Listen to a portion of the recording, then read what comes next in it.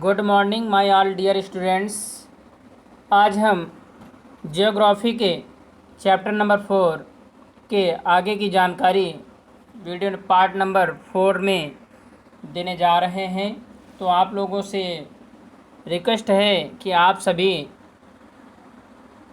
Lecture देखने से पहले अपने पास एक कॉपी और पेन ज़रूर रख लें, जिससे कि आप लोगों को जो इम्पोर्टेंट पॉइंट लगे उसे आप तुरंत नोट कर सकें।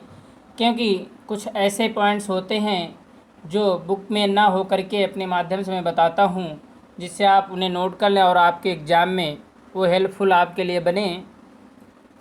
जैसा कि आपको अभी तक मैंने 3 पार्ट में विषय की जानकारी दी है, इस चैप्टर की आगे की जानकारी मैं इस वीडियो में प्रोवाइड कराने जा रहा हूँ। तो आप लोग अच्छे से सुने और उसको सही से समझें। फिर भी यदि कोई प्रॉब्लम हो तो आप हमें एसएमएस या कॉल के माध्यम से पूछ सकते हैं हमसे। आइए हम सबसे पहले आपको अवगत कराते हैं हेडिंग नंबर 1 से। लिखा हुआ है कृषि सुधार। कृषि सुधार का तात्पर्य यह है कि कृषि को किस प्रकार से सुधारा जा सकता है। तो कृषि के सुधार के लिए 3 नियम दिए गए हैं। नंबर 1 संस्थागत सुधार, और नंबर 2 प्रौद्योगिकी सुधार, जब नंबर 3 जो है आपके अन्य सुधार। किस माध्यम से पृथ्वी को कृषि को सुधारा जा सकता है। तो सबसे पहले आपको संस्थागत माध्यम से सुधार कैसे हो सकते हैं, आइए इसके विषय में हम बताते हैं। संस्थागत सुधार के अंतर्गत प्रमुख संस्थागत सुधारों में सामूहिकता शब्द से आपको परिचित है कि सभी लोग मिल करके उसको कार्य को करें। भूमि का एकत्रीकरण मतलब छोटे छोटे जो खेत होते हैं उनका क्या करना, एक बड़े खेत में परिवर्तित कर लेना। और सहकारी समितियों के विकास और जमींदारी का उन्मूलन आदि शामिल हैं। जमींदारी प्रथा को ख़त्म करना। इसी प्रकार से हमारी कृषि में सुधार हो सकता है।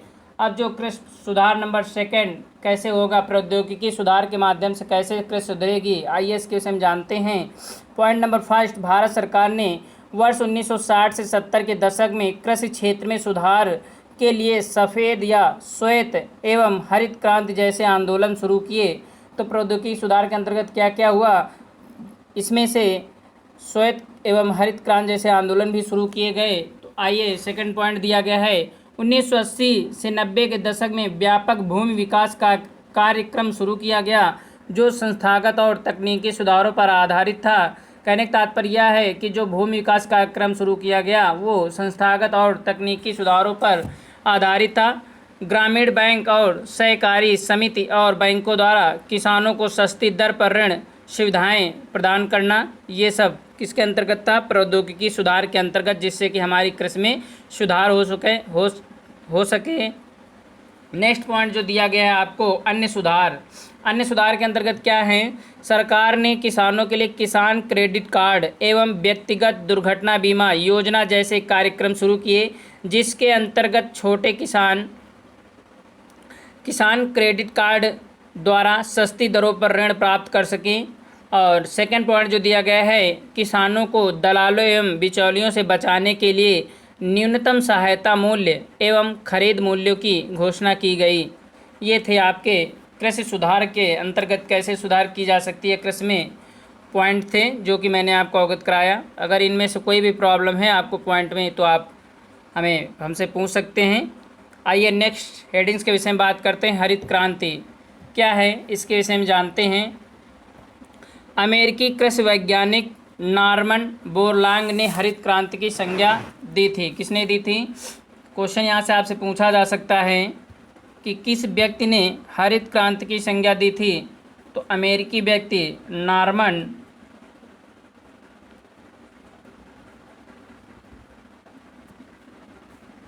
बोरलांग।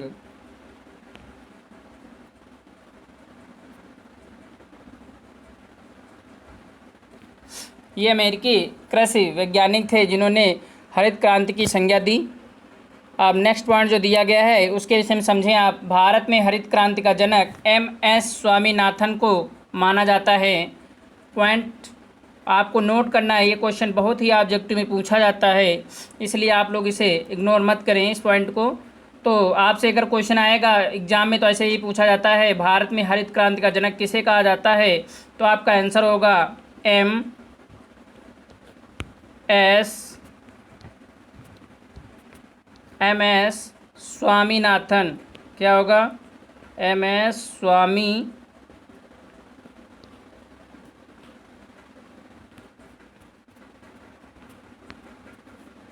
स्वामीनाथन। ठीक है, तो आप लोगों को इस पॉइंट को नोट करना है और याद भी रखना है। नेक्स्ट पॉइंट जो दिया गया है, हरित क्रांति के दौरान ही वर्ष 1964-65 में सरकार ने गहन कृषि कार्यक्रम चलाया। कौन सा चलाया? गहन कृषि कार्यक्रम चलाया, जिसके अंतर्गत विशिष्ट फसलों के उत्पादन पर ध्यान केंद्रित किया गया।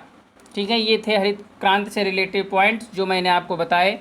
आइए नेक्स्ट हेडिंग्स के विषय में बात करते हैं। हरित क्रांति की विशेषताएं या लाभ, इसको पॉइंट नंबर 1 से समझते हैं। पॉइंट नंबर 1, अधिक उत्पादकता वाले बीजों के प्रयोग करने के फलस्वरूप भारत खाद्यान्न फसलों के संदर्भ में आत्मनिर्भर देश बन गया। क्या लाभ हुआ हरित क्रांति से? कि अधिक उत्पादकता वाले बीजों का प्रयोग करने लगा किसान, जिससे भारत अधिक खाद्यान्न फसलों के संदर्भ में आत्मनिर्भर देश बन गया। पॉइंट नंबर 2, कृषि में रासायनिक उर्वरकों का प्रयोग करना शुरू कर दिया। और पॉइंट नंबर 3, सिंचाई हेतु आधुनिक तकनीकों का उपयोग करने लगा। पॉइंट नंबर 4, बहुफसली कार्यक्रम के अंतर्गत अधिक से अधिक फसलों के उत्पादन पर विशेष बल दिया गया। और लास्ट पॉइंट दिया गया है आपका पॉइंट नंबर 5, भूमि सुधार कार्यक्रमों को व्यापक स्तर पर प्रोत्साहन मिला। कहने का तात्पर्य है कि भूमि को कैसे सुधारा जाए, इन कार्यक्रमों के माध्यम से व्यापक स्तर पर उसको प्रोत्साहन मिला। ये थी हरित क्रांति की विशेषताएं या इसके लाभ। आइए नेक्स्ट हेडिंग्स के विषय में बात करते हैं। श्वेत क्रांति। श्वेत क्रांति को दुग्ध क्रांति के नाम से भी जाना जाता है। इसे इंग्लिश में ऑपरेशन फ्लड भी कहते हैं। तो आइए इसके विषय में पॉइंट वाइज के माध्यम से समझते हैं। पॉइंट नंबर 1 जो आपका दिया गया है, पॉइंट नंबर 1 के विषय में समझें। दुग्ध उत्पादन में आशातीत वृद्धि की संकल्पना ही श्वेत क्रांति है। अगर क्वेश्चन आपसे पूछ लिया जाए श्वेत क्रांति क्या है, तो आप बताएंगे दुग्ध उत्पादन में आशातीत मतलब आशा से अधिक वृद्धि की संकल्पना ही श्वेत क्रांति है। पॉइंट नंबर 2, इसके अंतर्गत परंपरागत दुग्ध व्यवसाय को वाणिज्यिक दुग्ध व्यवसाय में परिवर्तित कर दिया गया।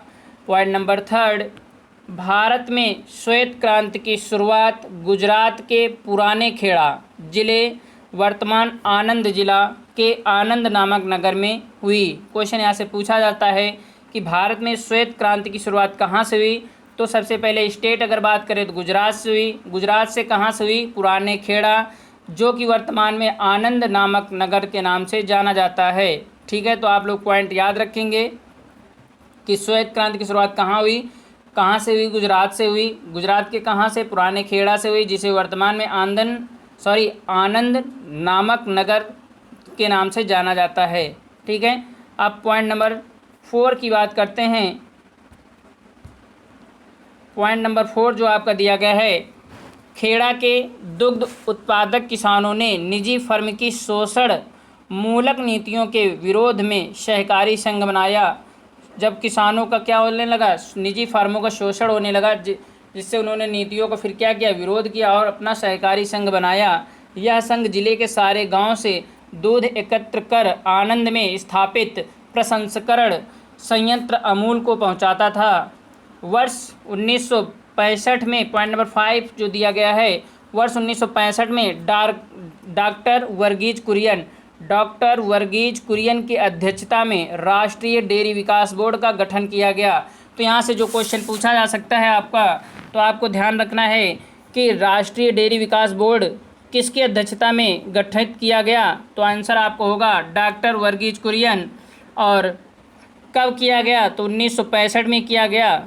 ठीक है, आप लोग पॉइंट को नोट कर लेंगे। मैं एक बार फिर रिपीट कर देता हूँ। वर्ष 1965 में डॉक्टर वर्गीज कुरियन की अध्यक्षता में राष्ट्रीय डेयरी विकास बोर्ड का गठन किया गया। किसका किया गया? राष्ट्रीय डेयरी विकास बोर्ड का गठन किया गया। ठीक है, अब इससे रिलेटेड लास्ट पॉइंट जो दिया गया है मैं आपको बताता हूँ। श्वेत क्रांति के कारण ही भारत दुग्ध उत्पादन के क्षेत्र में विश्व का अग्रणी देश बन गया है। किसके माध्यम से? श्वेत क्रांति के कारण ही भारत दूध उत्पादन में क्या अग्रणी देश मतलब नंबर 1 पर आ गया है। ठीक है, अब आइए मैं नेक्स्ट हेडिंग्स के विषय में बताता हूँ आपको। ऑपरेशन फ्लड के उद्देश्य, कहने का तात्पर्य है कि दुग्ध उत्पादन के क्या उद्देश्य हैं, इसके विषय में आप लोग ध्यान से सुने।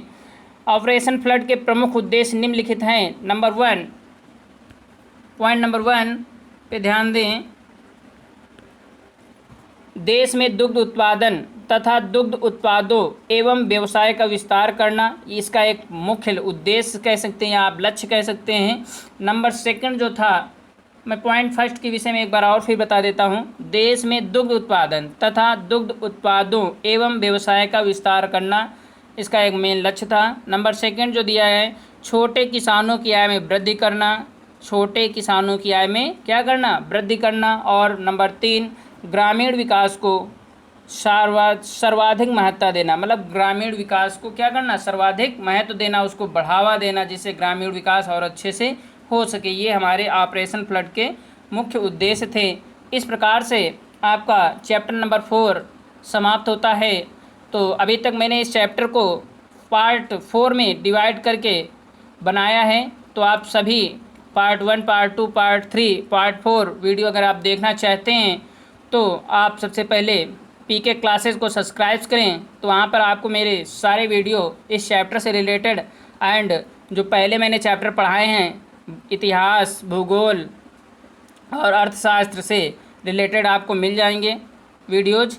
तो आप लोग प्लीज़ लाइक एंड सब्सक्राइब ज़रूर करें, क्योंकि जब आप लाइक एंड सब्सक्राइब करेंगे तभी हमारा मनोबल बढ़ेगा और मैं आगे की जानकारी वीडियो में प्रोवाइड कराता रहूँगा। ओके, अब नेक्स्ट चैप्टर की जानकारी नेक्स्ट वीडियो में आप लोगों को प्रोवाइड कराई जाएगी।